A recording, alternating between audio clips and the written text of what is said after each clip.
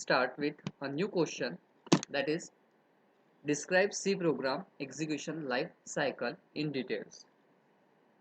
Is screen visible?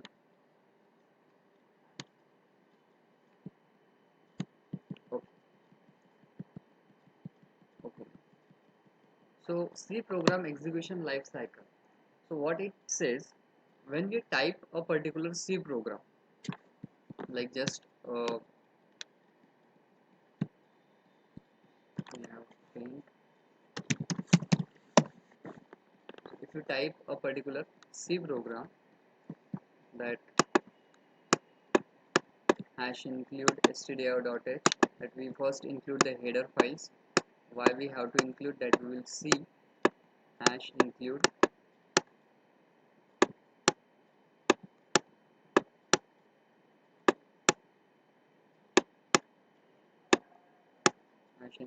stdio.h.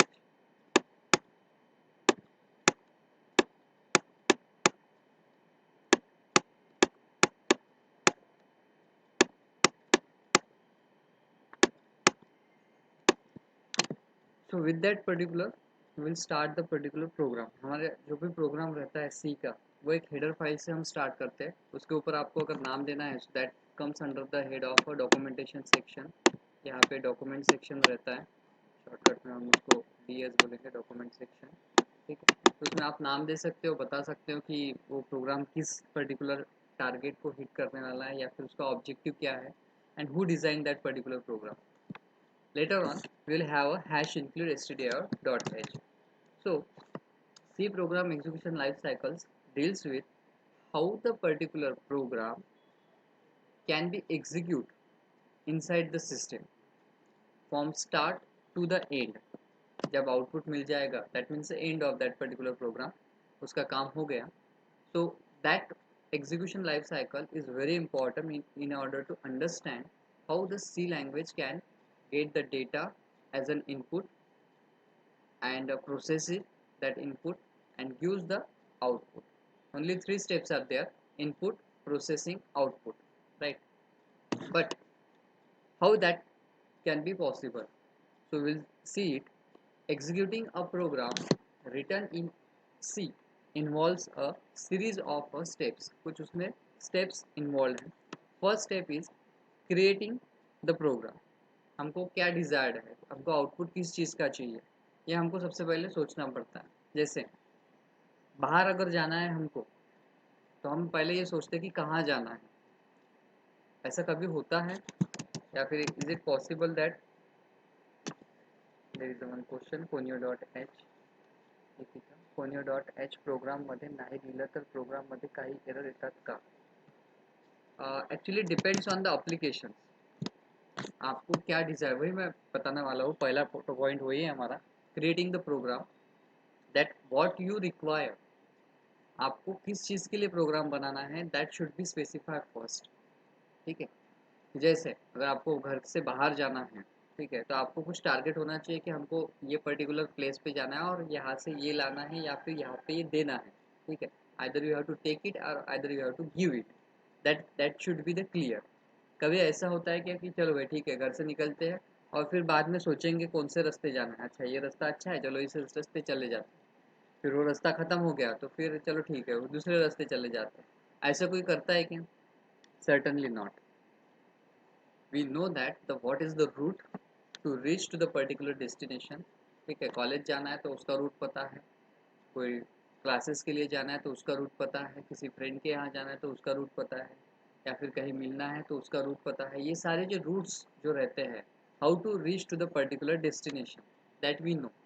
And for reaching to that particular destination, we have a variety of transportations. Either we have our own vehicle or a friend's vehicle or public transportation or anything like that. Or if the distance is very less, we can go through the walking.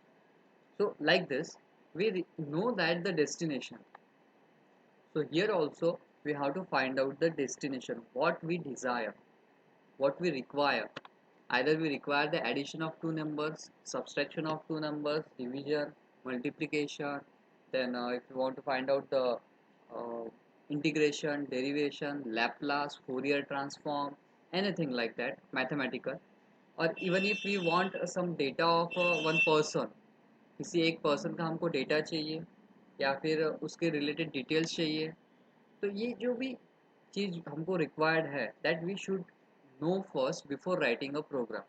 अगर वो हमको नहीं पता है then we can't write the particular program, because what we have to use that should be specified first, and then it will execute, and then we will get the output. So output अगर हमको पता है कि इस हिसाब से चाहिए या फिर ये चाहिए, तो उस हिसाब से हमको इनपुट देना पड़ेगा, दैट इज श्योर. अगर इनपुट आप गलत देते हो तो डेफिनेटली आउटपुट गलत मिलेगा. ठीक है, ऐसा तो हो नहीं सकता कि अगर आप दो नंबर की एडिशन करना चाहते हो और दो नंबर देते भी हो तो वो सब्सट्रैक्शन दिखाएगा. सिस्टम नेवर एवर ऐसा ऑपरेशंस परफॉर्म नहीं करती, या फिर झूठ नहीं बोलती है. हम इसको कोरिलेट कर सकते हैं सच या झूठ से. सिस्टम झूठ नहीं बोलती है. ठीक है, जो भी आप इनपुट दोगे उस हिसाब से वर्क करती है, क्योंकि उसको सेंटिमेंट्स नहीं है, खुद का आईक्यू भी नहीं है, और वो तो सेल्फिश है ही नहीं. सिस्टम तो बिल्कुल सेल्फिश नहीं है. तो उस हिसाब से अगर हम देखते हैं तो creating the program that was the first important steps. With the help of that, or with the help of that particular step, we just have to find out what we desire, what we have to do. Then जो भी आपने programme लिखा है that program should be compiled by the compiler. So compiling is just what exactly creating the human readable format data. जो भी data हमने लिखा हुआ है सी लैंग्वेज में, hash include stdio dot H, कुछ फिर उसमें मेन मेथड ली हमने, फिर उसमें कुछ ग्लोबल वेरिएबल्स भी होंगे मेन मेथड के ऊपर, उसके अंदर कुछ एग्जीक्यूटेबल पार्ट होगा, डिक्लेरेशन पार्ट होगा, या फिर यूज़र डिफाइंड फंक्शंस होंगे. ये जो कुछ भी हमने लिखा है that is understood by user और द प्रोग्रामर. ये हमको अंडरस्टूड है, बट सिस्टम को ये अंडरस्टूड रहेगा क्या? इज़ इट पॉसिबल जो हम लिखेंगे वो सिस्टम को अंडरस्टूड रहेगा एज इट इज़? यस और नो? एनीवन?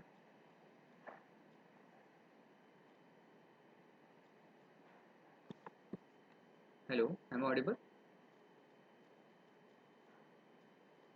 हाँ, so the language used by the system is,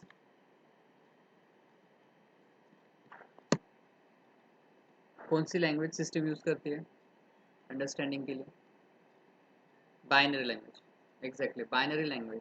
so what we are writing, hash include stdio dot h, integer main, addition of two number and all that, this is the binary language? No, this is not a binary language. It's a human understandable language. That's why compiler has to convert that human understandable language into the binary language. Then they will start the processing, right? In the third section or the third step, linking the program with the functions that are needed from the C library. तो ये linking section का major role है कि अगर हमको addition perform करनी है तो definitely we require the plus sign. अब वो साइन हम नहीं बोलेंगे, आगे जाके उसको ऑपरेटर बोलेंगे. Plus sign means it is operator which operates on the two values. अगर हमने ऐसा लिखा है 10 10 प्लस 15, ठीक है, equals to, so what is that 10? 10 को हम क्या बोल सकते हैं, एंड 15 को क्या बोल सकते हैं? Anyone?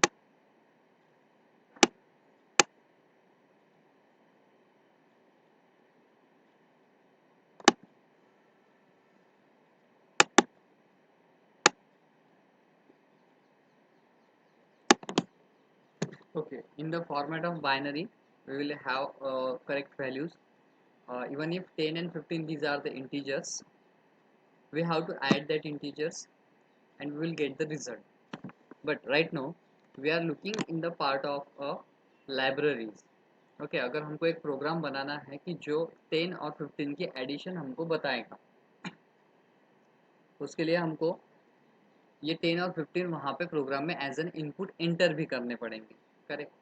So in that case, this 10 and this 15 is acting as integer numbers. Compiler उसको convert करेगा binary में. That is the role of the compiler. Okay. Now 10 and 15 इन दोनों की एडिशन करनी है, ये हमें कैसे पता चलेगा? हमें मीन्स कंपाइलर या फिर सिस्टम को कैसे पता चलेगा? So that will be known with the help of this sign, this positive sign. So now we know that the positive means that 10 is added itself 15 times, that becomes a answer. Is it so? हमको पता है ना कि 10 को अगर हम 15 times add करते हैं 10 में तो हमको आंसर मिल जाता है और उसी को हम प्लस बोलते हैं, करेक्ट?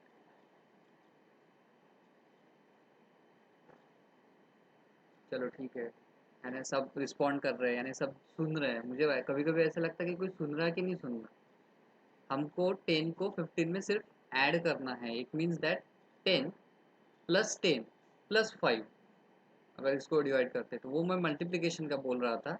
और वो इसलिए बोल रहा था कि एटलीस्ट कुछ रिस्पॉन्स तो भी आए कि भाई नहीं नहीं सर ऐसा थोड़ी ना होता है, तो आए कुछ रिस्पॉन्स आए।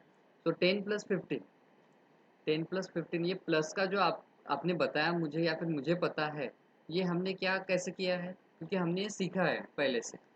ठीक है कि 10 में 15 ऐड करते हैं तो 25 आंसर आता है और एडिशन रहती है इस हिसाब से, जो भी एडिशन का रहता है अपना उस हिसाब से एडिशन होती है। मगर सिस्टम को कैसे पता? सिस्टम को रिकॉग्नाइज करना पड़ता है with the help of this particular sign. अब ये जो साइन है addition, that their meaning is written in one of the C library, यानी ये किसी तो भी सी लाइब्रेरी में इसका मीनिंग डिफाइन है। जो सी लाइब्रेरीज रहती हैं उसमें एडिशन का मीनिंग डिफाइन है, and that C library we have to add into the program with the help of header files। ये जो C लाइब्रेरी है ये हम ऐड करते हैं with the help of header files into the C program, and then the compiler will recognize that what is the meaning of a plus sign. Otherwise compiler or the computer will not recognize what is the meaning of a plus sign।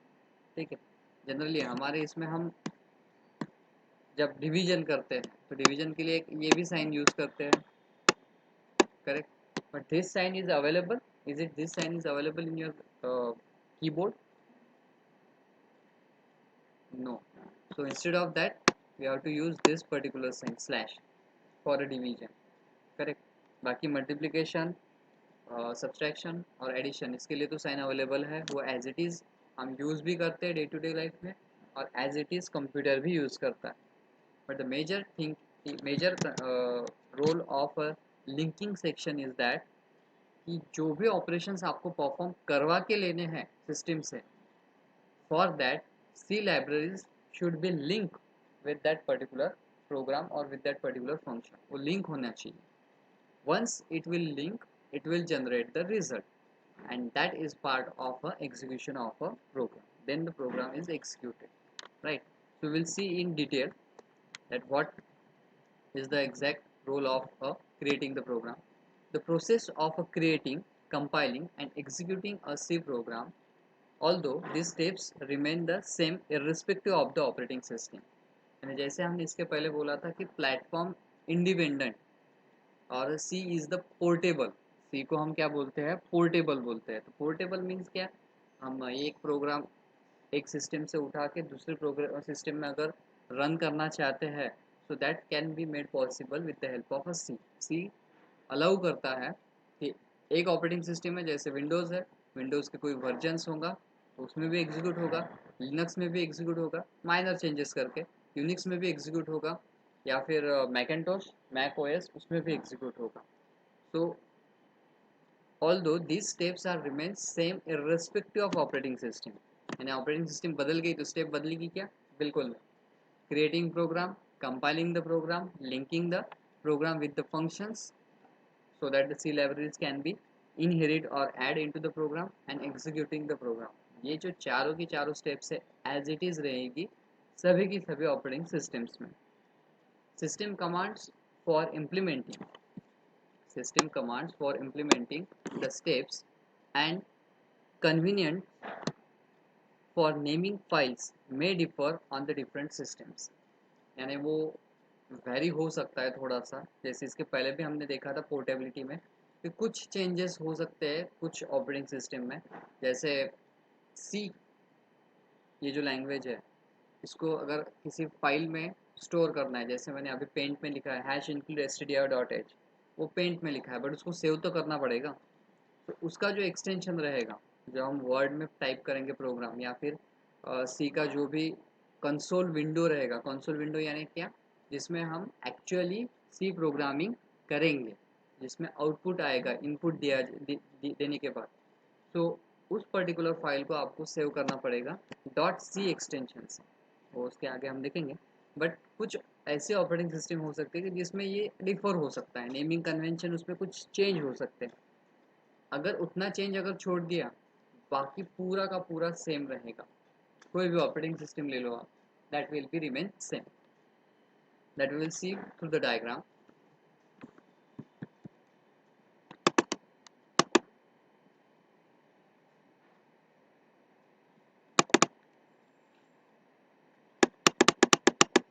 Diagram visible है कि blurred है कुछ?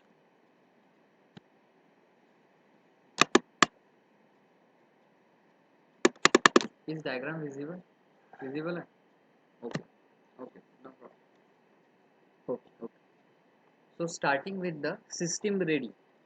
Now what exactly the system ready?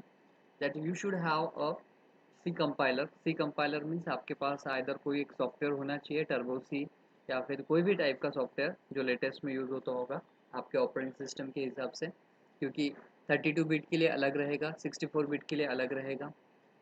So depending on that, so if the system is ready, then we just have to program code, enter the program code यानी क्या, एक syntax, एक specific structure है। जैसे हम सी language को क्या बोलते हैं, स्ट्रक्चर्ड प्रोग्रामिंग लैंग्वेज। जब हमने इंपॉर्टेंस देखे थे सी के, तो उसमें सबसे पहला पॉइंट हमने देखा था कि सी लैंग्वेज ये जो है, ये एक स्ट्रक्चर्ड प्रोग्रामिंग लैंग्वेज है। तो क्यों स्ट्रक्चर्ड है? क्योंकि उसका सिंटैक्स, उसकी राइटिंग स्टाइल, ये एक डिफाइंड है, ठीक है, उसमें कोई चेंजेस नहीं कर सकता है अपने हिसाब से, राइट। यहाँ पे हमने देखा था कि सी इज अ स्ट्रक्चर्ड, नीचे के पॉइंट में होगा, पोर्टेबल है, असेंबली लैंग्वेज को सपोर्ट करती है।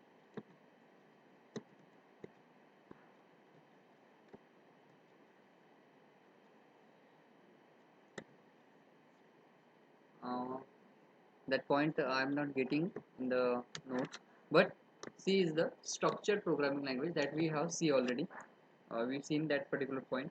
So once we are writing that particular structure, we can execute. अगर उसमें कुछ कम ज़्यादा हो गया, so it will show the errors. If you put more things in that particular program, then it will show the error. If you left or if you miss some of the things that we have to write it, in that case also it will show the error. So that means program code that will be enter into the program, वो enter हो जाएगा program में अगर system ready है तो। Then next is source program. Now what exactly the source program? When we type that particular program in a notepad or some console window जिसमें हम execute करने वाले हैं, that will be, that should be editable. अगर उसको आप एक बार लिखोगे, कंपाइल करोगे, तो it just it doesn't mean that कि अब वो फाइनल हो गया।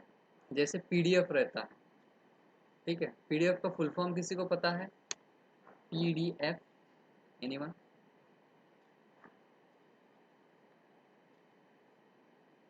Everyone use the PDF, correct, but anyone knows the full form of PDF?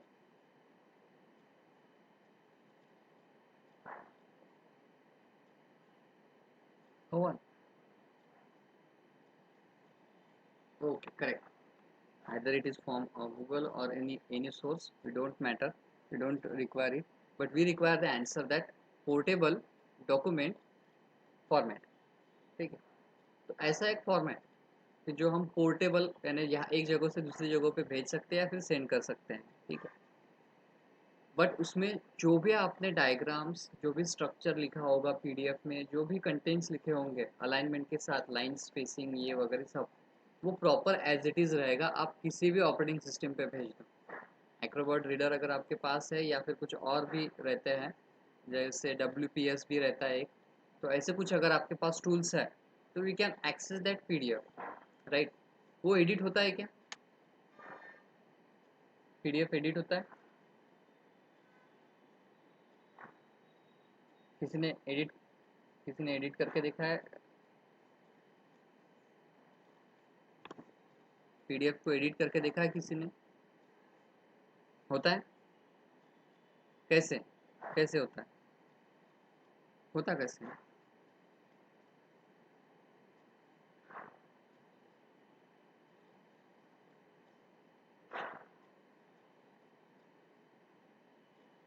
Okay okay. Sarvesh, कैसे होता है?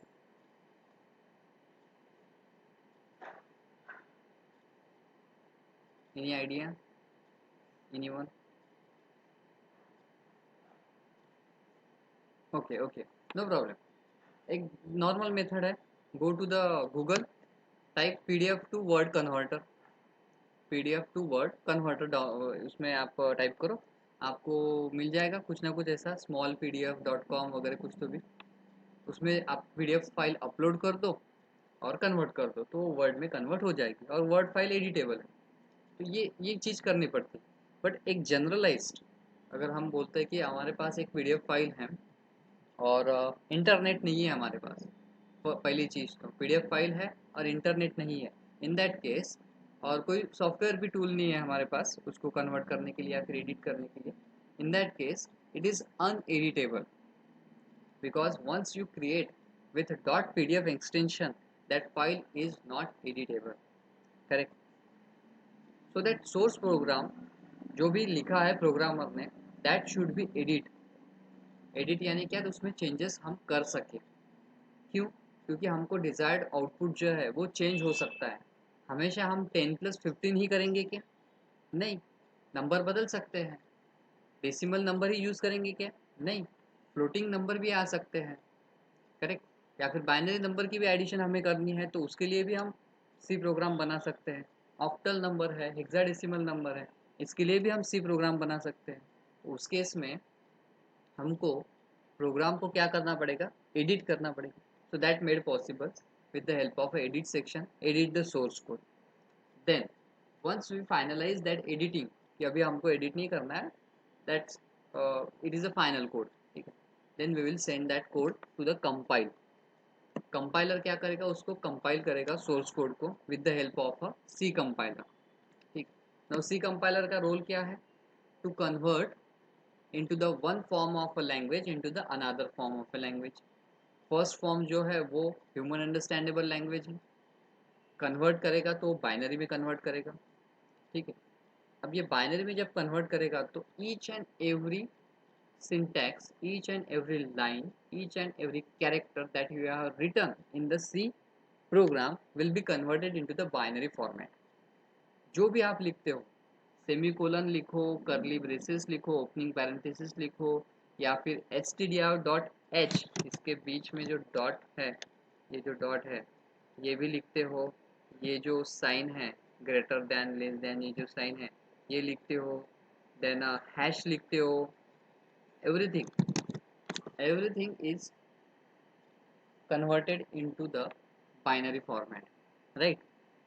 Then as we know that the C is a structured programming language, that compiler will check that any error in the syntax क्या रहता है? It is a predefined rules कि ऐसा ऐसा format होना चाहिए, करेक्ट। जैसे अगर किसी को हमको लेटर लिखना है, ठीक है, तो लेटर के कुछ फॉर्मेट्स रहते हैं। ऊपर लिखते हैं हम टू, जिसको लेटर लिखना है उसका नाम, ठीक है, और पूरा लेटर वगैरह होने के बाद नीचे लिखते हैं थैंक यू, या फिर सब्जेक्ट लिखना इंपॉर्टेंट रहता है, रिस्पेक्टेड सर मैडम लिखना ज़रूरी रहता है, डेट लिखना ज़रूरी रहता है, कुछ अगर उसमें ऐड करना है हमको, इनक्लोज करना है तो एनक्लोजर लिखना ज़रूरी रहता है। ये जो एक स्पेसिफिक फॉर्मेट है लेटर लिखने का, ठीक है, उस हिसाब से हम लेटर को लिखते हैं। मेल लिखने के लिए भी कुछ फॉर्मेट्स हैं, मेल कैसे लिखा जाता है, प्रोफेशनल मेल कैसे लिखा जाता है कम्युनिकेशन के लिए, so it has a specific formats and a syntax. Similarly, C language is also having a few functions, few tools or methods, and that is having a their own syntax. अगर वो syntax सही है, if the syntax is right, if there is a syntax error, अगर है सही है तो वो क्या बताएगा कि syntax error नहीं है यानी नो है, ठीक है। पूरा का पूरा कोड जो हमारा सोर्स प्रोग्राम है वो पूरा का पूरा सही है, उसमें एक भी एरर नहीं है। In that case it is enter into the link with a system library, that means it creates the object code. पहले क्या बना था, सोर्स कोड या फिर सोर्स प्रोग्राम बना था, ठीक है। देन वो क्या बनेगा, ऑब्जेक्ट कोड, ऑब्जेक्ट फाइल बनेगी उसकी, ओबीजे, ठीक है।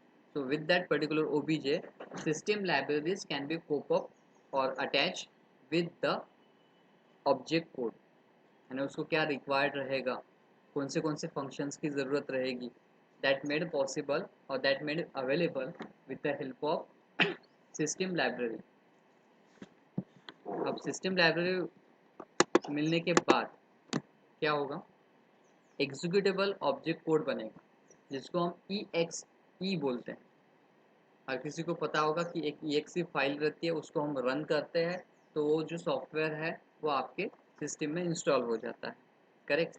और जो वायरसेस रहते हैं आपके सिस्टम में आते हैं वो भी EXE फाइल्स के थ्रू ही आते हैं, ठीक है, उससे अटैच होके आते हैं या फिर उसके साथ ही आते हैं, ठीक।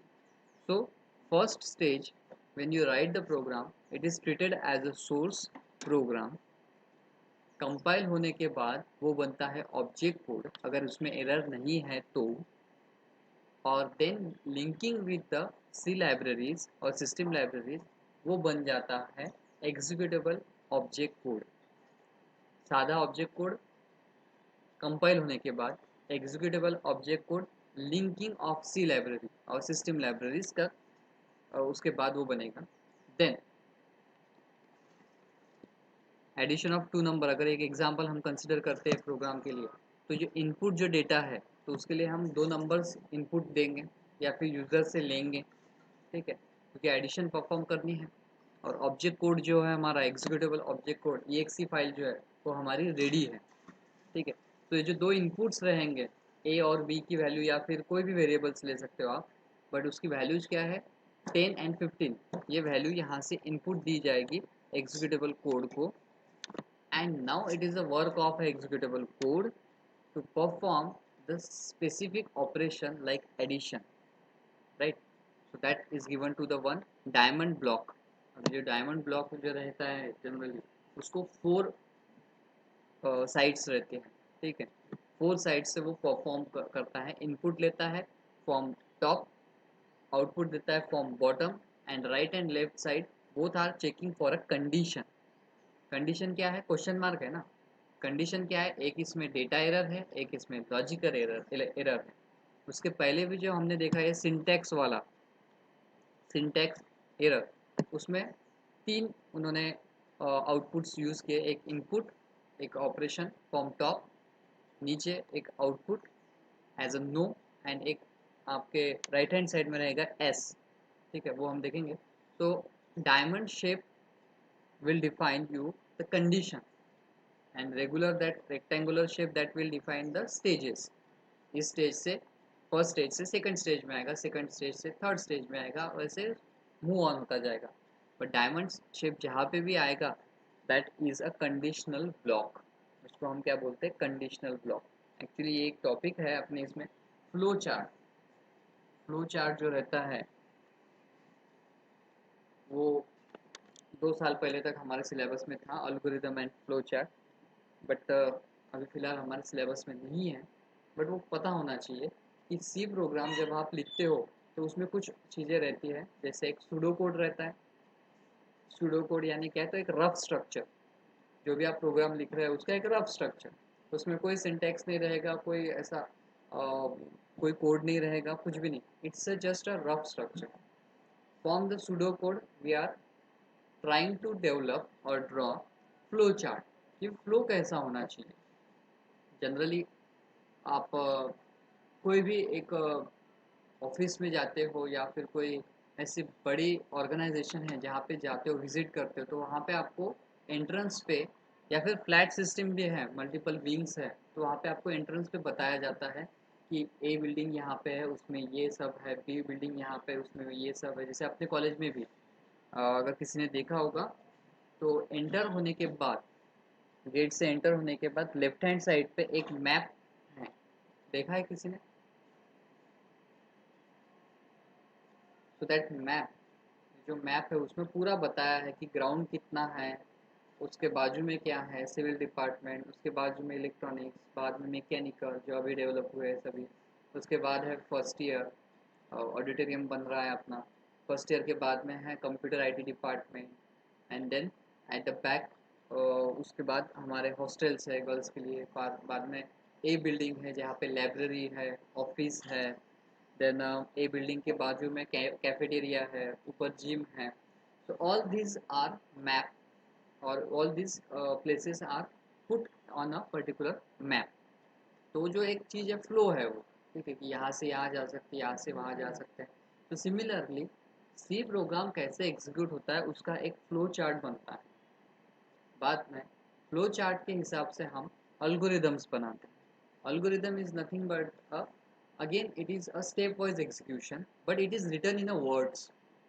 सुडो कोड ये तो आप कैसे भी लिख सकते हो, आपकी कोई भी लैंग्वेज होंगी उसमें आप लिख सकते हो, और it is not mandatory to write the pseudo code in English और सी लैंग्वेज, कोई भी लैंग्वेज में लिख सकते हो क्योंकि वो एग्जीक्यूट नहीं होता है, वो रफ स्ट्रक्चर रहता है। फ्लो चार्ट जो रहता है that is a pictorial representation of a particular C program. ये जो हम देख रहे हैं यहाँ पे, ये जो डायग्राम देख रहे हैं, it is nothing but the flow chart. C execution life cycle जो बोला जाता है that will be represent with the help of this kind of a flow chart. तो उसमें हमको पता चलता है कि पहली स्टेप है एंटर द प्रोग्राम, वहाँ पे सोर्स कोड एंटर होगा, एडिट सोर्स कोड रहेगा, फिर उसके बाद रहेगा कंपाइल द सोर्स प्रोग्राम, फिर एक डायमंड शेप ब्लॉक आ गया जिसमें सिंटैक्स चेक किया जाएगा, अगर उसमें एरर्स है तो फिर यस वाला ऑप्शन जो है वो एक्टिवेट हो जाएगा, फिर वो वापस एडिट सोर्स प्रोग्राम में चला जाएगा। कि जैसे मैंने बोला था कि सी लैंग्वेज वर्ड में आप लिख सकते हो, टेक्स्ट एडिटर में लिख सकते हो, कंसोल विंडो जो भी आपको मिलेगी उसमें लिख सकते हो, but all these are editable. PDF वाली फाइल वो एक्सेप्ट नहीं करता एग्जीक्यूशन के लिए क्योंकि वो एडिट नहीं होती ना, उसमें अगर एरर आ गई तो वो आप एक्सेस नहीं कर पाओगे, दोबारा से फिर से लिखना पड़ेगा, so that should not be. So अगर सिंटैक्टिकल एरर आती हैं तो वो ऑपरेट करेगा यस वाला ऑप्शन, और वो जाएगा अपवर्ड डायरेक्शन में, यानी वो जाएगा एडिट प्रोग्राम में, जो भी जहाँ पे भी एरर है वो भी बताई जाती है कि एरर कहाँ पे है। तो but that error we have to rectify, once you will rectify, again it will compile the source program। C compiler के साथ वो फिर से कंपाइल होगा, फिर कंपाइल होने के बाद फिर नीचे आने के बाद फिर से चेक करेगा सिंटैक्टिकल एरर है क्या। If there is no error then it will enter into the link with system library section. तो ये जो फ्लो चार्ट है इसमें मैं जो बोल रहा हूँ, ठीक है, ये अगर वर्ड्स में मुझे लिखना है, मुझे जो समझती है लैंग्वेज उस वर्ड्स में अगर मुझे लिखना है इंग्लिश में, so that is nothing but the algorithm, जिसमें स्टेप वाइज मैं बताऊंगा वर्ड्स में, पिक्टोरियल व्यूज में बताऊंगा तो हो गया फ्लो चार्ट। और रैंडमली कुछ भी यानी एक रैंडमली मैं अगर बताता हूँ कि ऐसा कर लो वैसा कर लो ये कर लो वो कर लो, that is nothing but the pseudo code.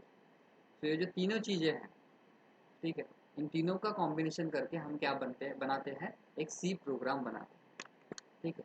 तो उसमें से हमारे हमको एल्गोरिथम भी नहीं है, सुडो कोड भी नहीं है, फ्लो चार्ट भी नहीं है, we just have to develop direct the program, but we should know that how that program is develop with a step wise, right. So after that executable object code is made, input data is taken from a user or some input device, then it will check the logic and data error। Logical error अगर है या फिर database error है, database नहीं data related error है, तो it will divided into the two parts, that diamond shape is divided into the two parts, and data errors are there and logic errors are there, correct। then data error is what exactly, जो आपने data दिया है वो गलत है, क्यों गलत है वो मैं आपको पेंट में बताता हूँ। कि मुझे वैल्यूज देनी थी 10 and 15, करेक्ट, और गलती से मैंने 10 की जगह पे वैल्यू दे दिए 10.10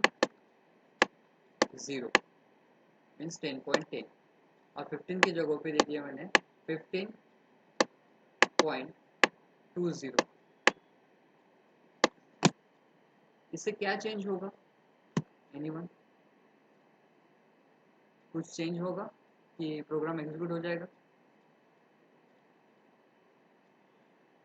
आंसर चेंज होगा डेफिनेटली। और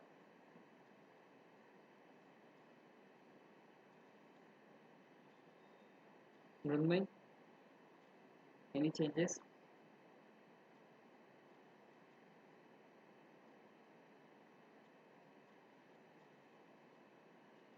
सहर्ष,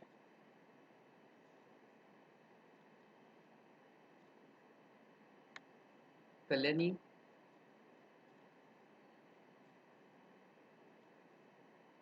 तेजस, anyone? No?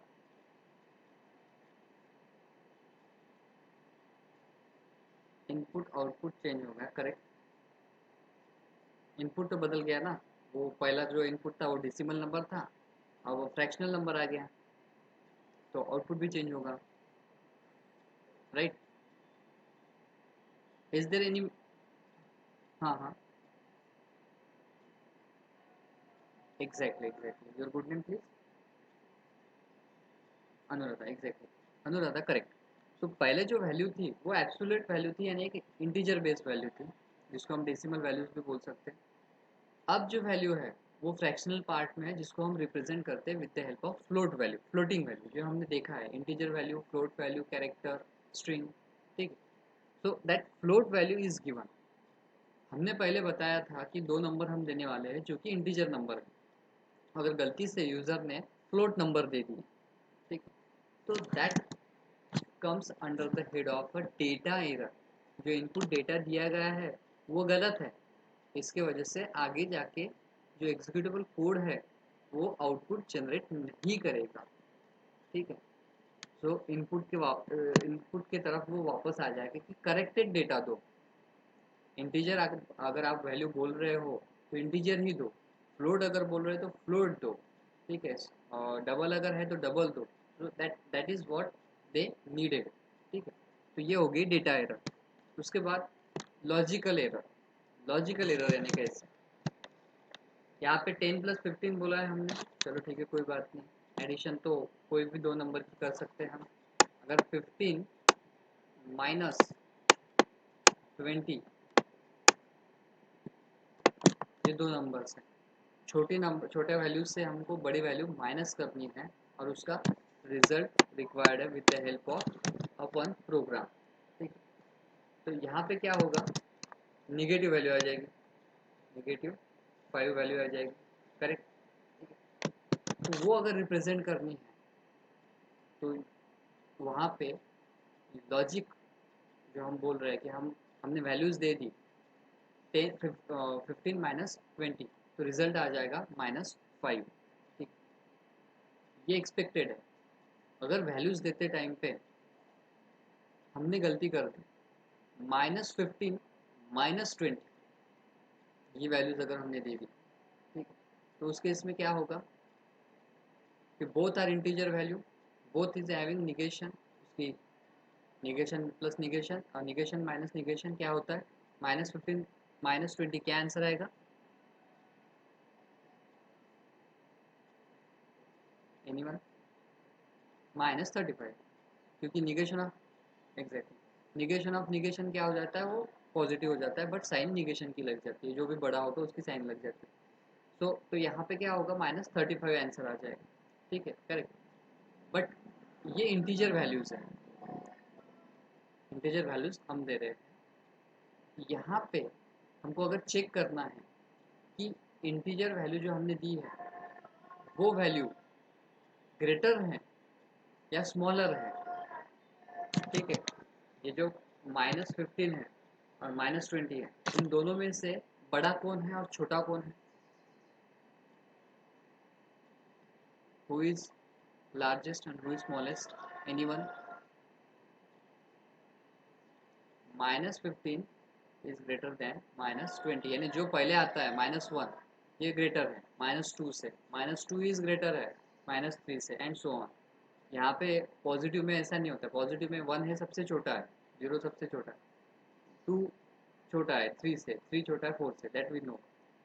But when we say that -15 is larger than -20, ये हमारा लॉजिक है। वही लॉजिक से हम अगर इसको वैल्यू देते हैं कि उसको आप बताओ कि कौन बड़ा है कौन छोटा है, ठीक है, तो उस केस में greater than, less than, greater than equal to, less than equal to, equal to ऐसे कुछ लॉजिक्स कंप्यूटर यूज़ करता है। वो अगर आपने सही नहीं दिए तो इन that case logical error will be generated, so it will not accepted by the programmer under the section of executable code. It is also not accepted under the object code. It can be resolved only and only in a source program. Correct. Data error अगर आती है, syntactical error आती है तो वो source program के पास जाती है, डेटा एरर आती है तो वो एग्जीक्यूटेबल कोड के पास जाती है वापस। बट लॉजिकल एरर अगर आती है तो it will goes back to the source program. वहाँ पे आप लॉजिक पहले करेक्ट करो, उसको एडिट करो सोर्स प्रोग्राम को, and then we will follow the same procedure, compile, syntactical error checking, linking with the system library, then formation of executable code, and then again logic and error, data error check. अब ये सारी procedure अगर हो जाती है properly कि आपके इसमें कोई सिंटैक्टिकल एरर भी नहीं है, डेटा एरर भी नहीं है, लॉजिक एरर भी नहीं है, in that case there is no errors. ये जो नीचे का पार्ट है that is what, no errors, ठीक है, there is no error, then it will generate the correct output. वो क्या जनरेट करेगा, correct output, and then there is a stop. Okay, so complete program execution life cycle जो है इसमें 4 stages हैं। First stage is source program जो compile के लिए भेजा जाएगा, उसके बाद उसकी एरर चेक की जाएगी, syntactical error. Next stage is object code, उसका ऑब्जेक्ट कोड बनेगा, when we link that object code with the system library वो बनेगा executable code, that was the third stage. Executable code में इनपुट आएगा, input आप user से भी ले सकते हो, आप खुद भी दे सकते हो, जैसे मैंने 10 एंड 15 वैल्यू मैंने खुद से ली, मैंने आपको पूछा क्या, नहीं, मैंने किसी यूज़र को पूछा क्या, नहीं, मैंने खुद से ली, तो वो भी ले सकते हो, या फिर यूज़र से पूछ कर भी आप ले सकते हो कि कौन सी वैल्यूज़ आपको एंटर करनी है जिसकी एडिशन आपको रिक्वायर्ड है, ठीक। Then third phase is executable object code, and then last one is there is no error, fourth one is no error. अगर कोई एरर नहीं है, डेटा एरर नहीं है, लॉजिक एरर नहीं है, सिंटैक्टिकल एरर नहीं है, कोई एरर नहीं है, then in that case we will get the correct output and then stop. So we will see it with the help of one example.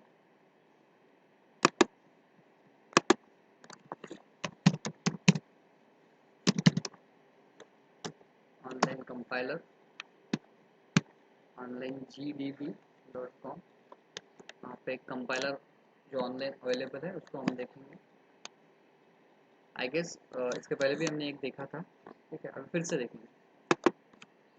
So this part, step 1 2 3 4 up to 8, online C compiler, code compiler, run, debug, C program online, ये जो कुछ भी लिखा हुआ है, ठीक है, ये जो स्लैश स्लैश स्टार और यहाँ पे star slash, so this is what a comment section, including we can say that it is a document section, यहाँ पे उसको हम document section भी बोल सकते हैं, ठीक है, ये सब कुछ लिखा हुआ है जो है, ठीक है। write your code in this editor and press run button to compile and execute it, ये जो कुछ भी लिखा हुआ है that is the documentation section. Then the actual part that will start from a ninth number line, that is what a hash include stdio.h, it is a header file, it is what, it is a header file,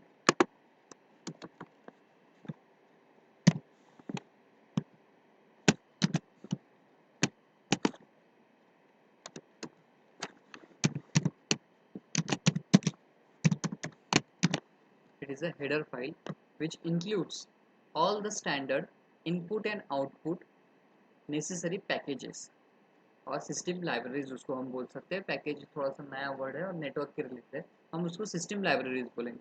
तो जो भी necessary input output के required libraries रहेंगी, functions रहेंगे, वो सारे के सारे क्या हो जाते हैं, इंक्लूड हो जाते हैं. ठीक है, वो इंक्लूड होने के बाद आप उसको एक्सेस कर सकते हो. That means a linking can be made possible here with the help of a header file. Later on we are using a one main class. तो हम क्या बोलेंगे, main class. So that main class is responsible to collect executable part and declaration part. तो क्या करता है, collect क्या करता है, डिक्लेरेशन पार्ट को कलेक्ट करता है और एग्जीक्यूटेबल पार्ट को कलेक्ट करता है. और मेन फंक्शन में जो भी आप लिखते हो उसका scope within the opening and closing brackets के अंदर ही रहता है. इसको आप क्या बोल सकते हो, opening opening bracket, opening bracket, और इसको बोल सकते हो आप क्लोजनिंग bracket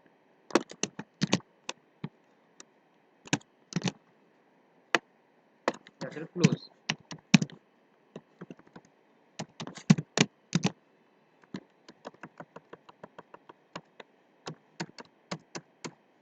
close bracket, open, opening and closing इसको हम बोल सकते हैं, right. And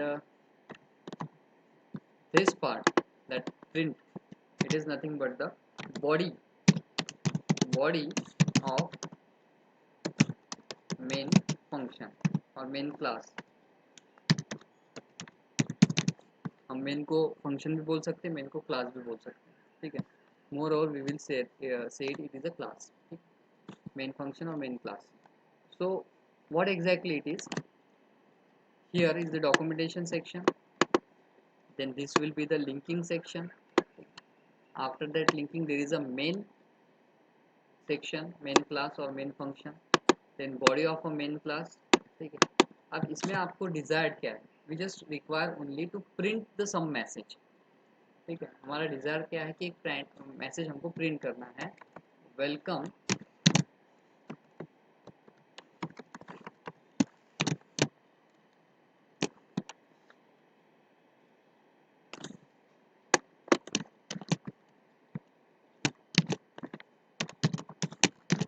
welcome to C C world. ठीक है, वेलकम टू सी वर्ल्ड, ये मैसेज हमको सिर्फ प्रिंट करना. ठीक है, तो यहाँ पे ये पूरे प्रोग्राम में हमने जो भी अभी जो एग्जीक्यूशन लाइफ साइकिल देखी है उसको अगर मैप करते हैं, ठीक है, दिस वन,